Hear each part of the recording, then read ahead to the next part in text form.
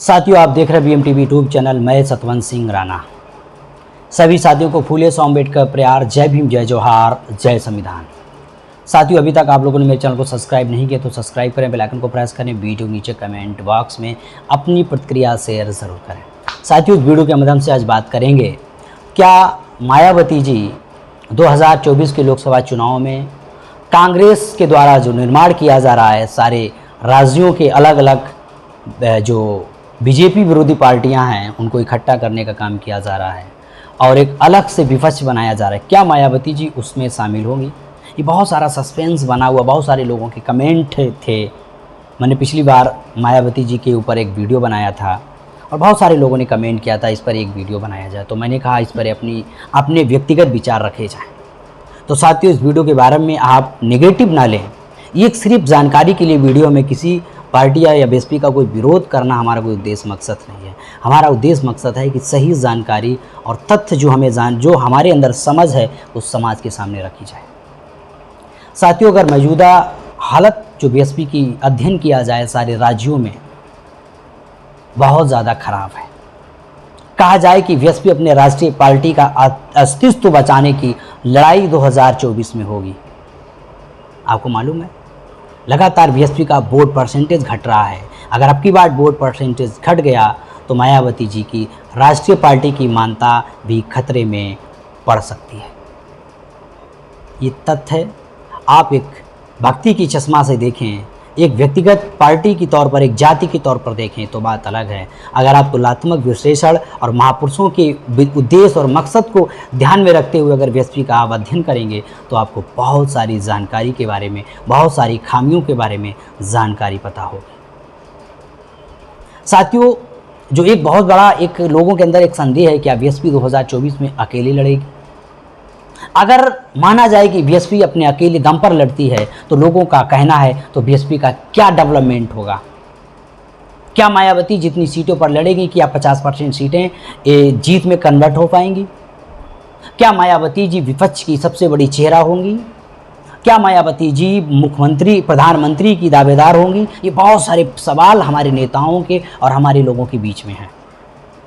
हम थोड़ा संतुष्टि के लिए जिंदाबाद, मुर्दाबाद, आगे बढ़ो, पीछे हटो, इस तरह के नारे लगाते रहें, स्लोगन लगाते रहें, बाबा तेरा मिशन अधूरा, हम सब मिलकर करेंगे पूरा, मायावती जी को प्रधानमंत्री बनाएंगे, तो इस तरह की स्लोगन लगाए जाते हैं। ये सब हमारे लोगों के बौद्धिक संतुष्टि के लिए हैं, कुछ देर के लिए हमारे अंदर उत्तेजना पैदा करते हैं और हमको बौद्धिक संतुष्टि मिलती है। तो साथियों, इस पर आपकी जो राय है, हमें राय अपने कमेंट बॉक्स में ज़रूर शेयर करें। जो मेरी राय है मैं इस वीडियो के माध्यम से रखूँगा।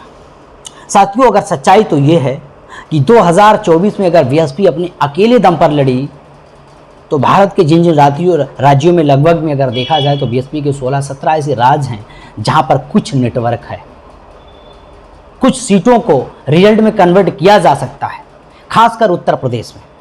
अगर बीएसपी अपने दम पर लड़ी तो बीएसपी का खाता खोलना बहुत ज़्यादा साथियों संघर्षमय होगा।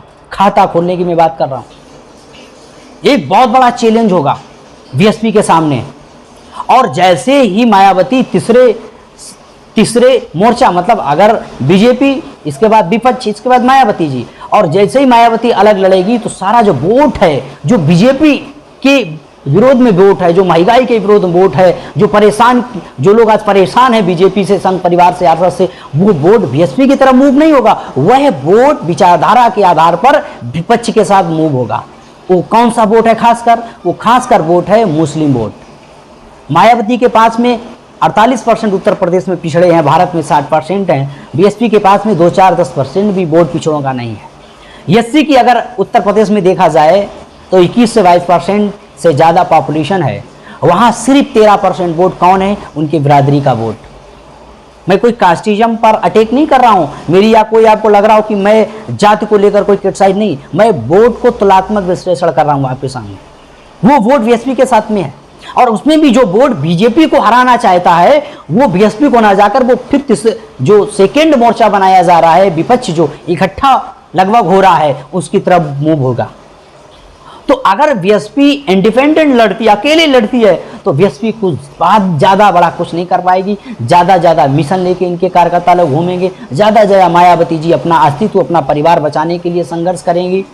और ज़्यादातर अगर बीएसपी अकेले लड़ती है तो खासकर वो फायदा बीजेपी को होगा। क्यों फायदा होगा? इसका सबसे बड़ा कारण है कि बीएसपी का सबसे कमजोर वोट है, उसको खरीदा जा सकता है, उसको एक पौवे पर वोट को खरीदा जा सकता है, कुछ लालच देके खरीद, क्योंकि वो वोट स्वाभिमानी वोट नहीं रहा है, वो डॉक्टर बाबा साहब अम्बेडकर के मान सम्मान स्वाभिमान को लेकर संघर्ष के लिए उसको जागृत किया जा रहा है। क्योंकि कैडर बंद हो गया बीएसपी में, जो मानवर कांसीराम पंदा 85 का कैडर चलाते थे वो तो खत्म है। बूथ स्तर पर जो तैयारी होनी चाहिए थी वो इस समय नहीं है। अगर मेरा जो ओपिनियन है, ये मेरा ओपिनियन है, अगर बीएसपी 2024 में अकेले लड़ती है तो साथियों क्या हालत होगी, जो 2019 में हालत हुई थी वही हालत से ज़्यादा बेबत्तर हालत पर बीएसपी की होगी। अभी जो चुनाव हुए, नगर पंचायत के चुनाव हुए, महापौर के जो चुनाव हुए, उसमें आप देखिए बीएसपी का ग्राफ घटा हुआ है। और इस तरह से, क्योंकि बीएसपी की जो राजनीतिक है बहुत स्लो राजनीतिक है, नॉन एक्टिव राजनीतिक है, ना सड़कों पर दिखाई देना, ना आंदोलन में दिखाई देना, ना मुद्दों को लेकर सड़कों पर लगातार मीडिया में बनाए रखना। आज की जो राजनीतिक है वो राजनीति क्या है, राजनीतिक जो वर्तमान की है वो एक्टिव राजनीति है।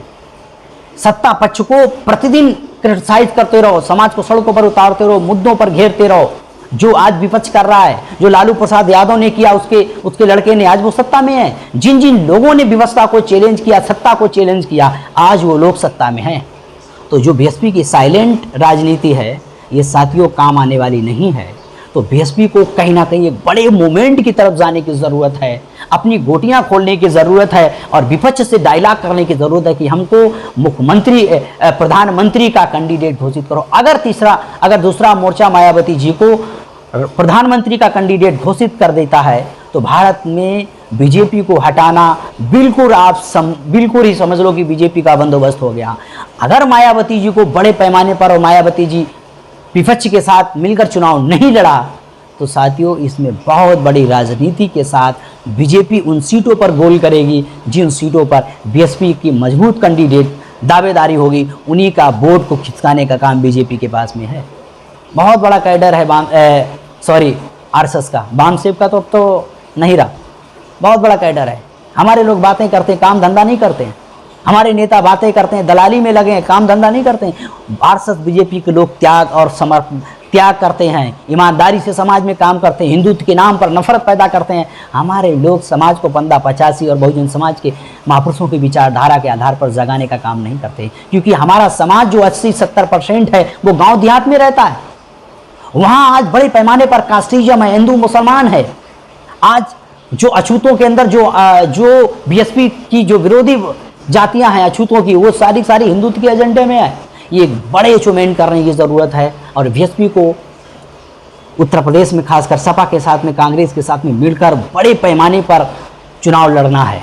अगर 2024 में बीएसपी कुछ कर सकती है और मायावती जी प्रधानमंत्री बनना चाहती हैं तो 2024 में विपक्ष को सामने अपनी मांगे रखें और विपक्ष से कहें कि मुझको प्रधानमंत्री का कैंडिडेट घोषित करो। तो साथियों बड़े पैमाने पर शेड्यूल कास्ट का वोट, बैकवर्ड का वोट, मुस्लिम वोट एक तरफा कन्वर्ट होगा तो बीजेपी को हराया जा सकता है। मेरा ऐसा मानना है। अगर बीएसपी अपने अकेले दम पर लड़ी तो बीएसपी का खाता खोलना मेरे आकलन से बहुत ज़्यादा साथियों संघर्षपूर्ण है। यह वीडियो कोई विरोध का नहीं है, यह वीडियो आप लोगों की जानकारी के लिए है, क्योंकि बीएसपी की जो राजनीति हालत है वो सांसें भर रही है। उसको बड़े पैमाने पर एक राजनीतिक, एक आंदोलन की, ऑक्सीजन की ज़रूरत है, एक सहयोग की ज़रूरत है, मानवर कांसीराम की विचारधारा पर वापस लौटने की ज़रूरत है, तभी कोई बड़ा परिवर्तन किया जा सकता है। नहीं तो टिकट, आज आरोप लग रहा है कि टिकट बेचने का कल कोई खरीदने वाला नहीं मिलेगा, ये दुकानें बंद हो जाएंगी और बीएसपी